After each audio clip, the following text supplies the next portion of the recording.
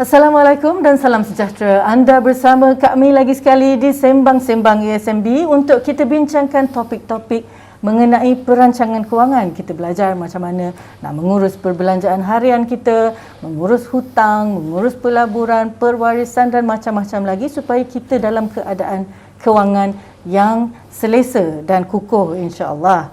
Topik hari ini kami bawakan urus wang dengan bijak.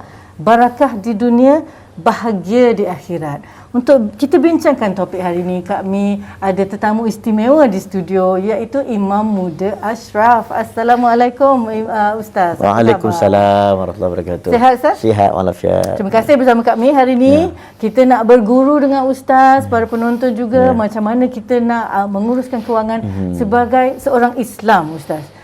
Jadi dalam kehidupan kita ni memanglah kita ada yang berbelanja, ada yang boros, kadang-kadang ingat, kadang-kadang lupa. Tapi mungkin dalam Islam dah siap sebenarnya garis panduan macam mana kita nak menguruskan kewangan, Ustaz. Baik, satunya kita kena ingat. Assalamualaikum warahmatullahi wabarakatuh. Satunya kita kena ingat dalam Al-Quran menyebut huwallazi ja'ala lakumul arda dhalulan famshu fi manakibiha wa kulu min rizqih. Dunia Allah itu luas, kamu berjalanlah sampai penghujung penjuru bumi pun, kamu ambillah rezeki-rezeki aku. Jadi bila dunia itu luas, cara pendapatan, cara perolehan rezeki begitu luas. Ada dengan cara mungkin kita, mak ayah kita meninggal dapat harta sekaligus. Ada dengan cara kita bekerja keras mencari rezeki. Dan akhirnya bila dah dapat, macam mana kita nak manage perkara tersebut, benda tersebut, harta tersebut. Jadi agama memberitahu pada kita, li'ila fi quraish ila fi marhalatasy syita wa sayf falyabudu rabb hadzal bait alladhi at'amahum min ju'in wa amanahum min khauf. Alladhi at'amahum min ju'in wa amanahum min khauf ni Kaimin bermaksud satu teras besar dalam sebuah negara, iaitu menghilangkan kelaparan rakyat dan menghilangkan ketakutan. Sebab itulah yang membuatkan kita kadang-kadang COVID hari ini takut nak keluar ke mana-mana, ekonomi jadi masalah.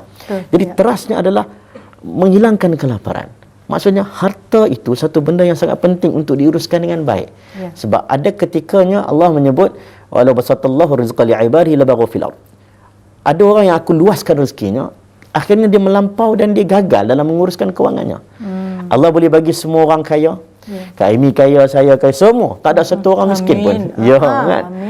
Namun ada sebahagian Kak Amy yang rezeki lebih sikit, ada yang kurang sikit. Itu cara Allah agar kita tahu macam mana nak menguruskan kewangan dengan baik, menguruskan harta dengan baik. Jadi faktor-faktor ataupun ada bidang-bidang khusus yang kita kena ingat dalam kita mengurus kewangan.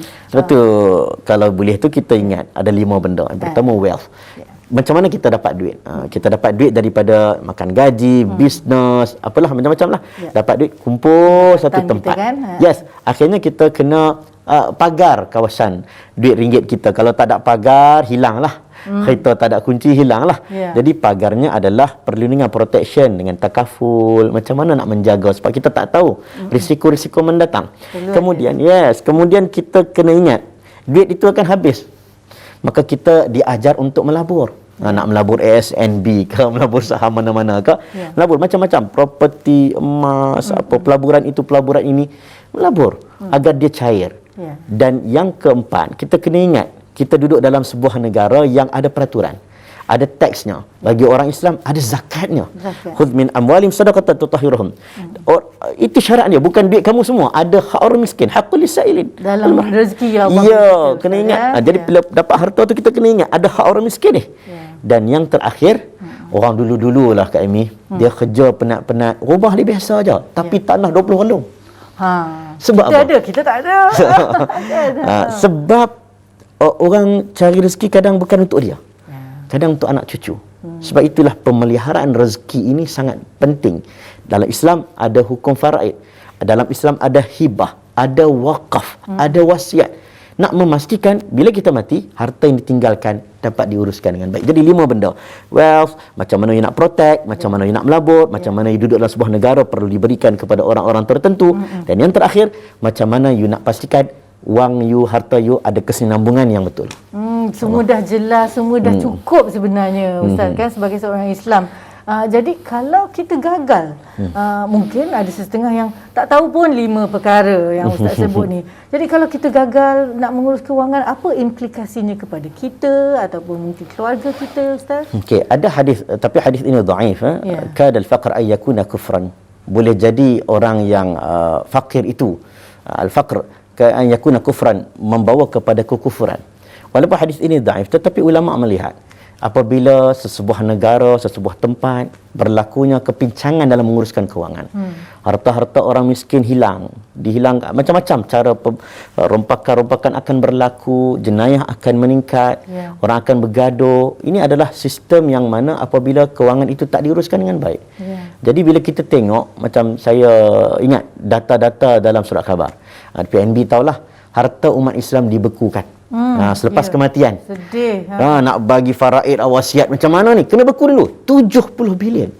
Maknanya orang kita ni tak sedar ke, tak ada ilmu ke, Ustaz? Macam mana tu? Orang kita ada duit. Orang Islam kita ada duit. Kaya 70 bilion kot. 70 bilion. Boleh buat SRS satu lagi tu. Kan 70 bilion. Banyak.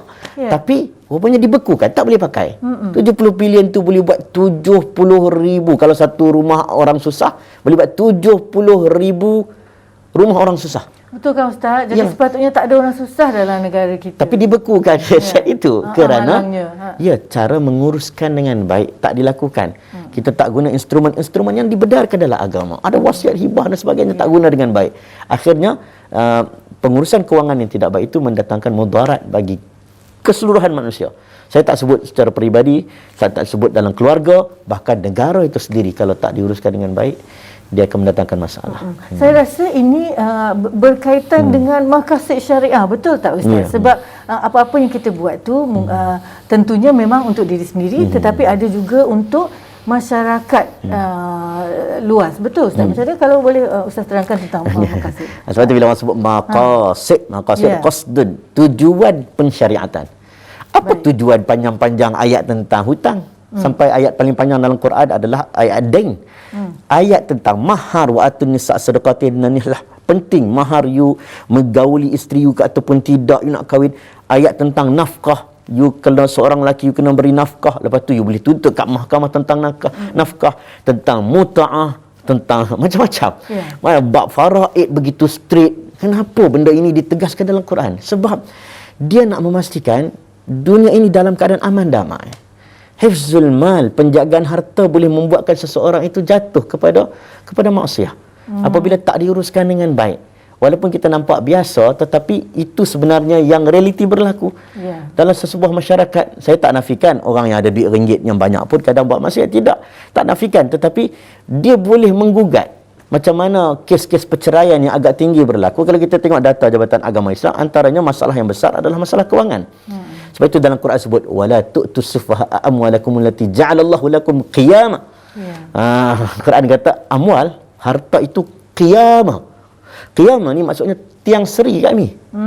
Maksudnya tiang besar. Itulah yang paling penting. Yes, kadang-kadang nampak biasa tapi sebenarnya dia boleh menggugat kita. So, jadi tanggungjawab tu sebenarnya besar pada kita, Ustaz, kan? Bukan je nak jaga diri kita sendiri, tapi jaga masyarakat lah.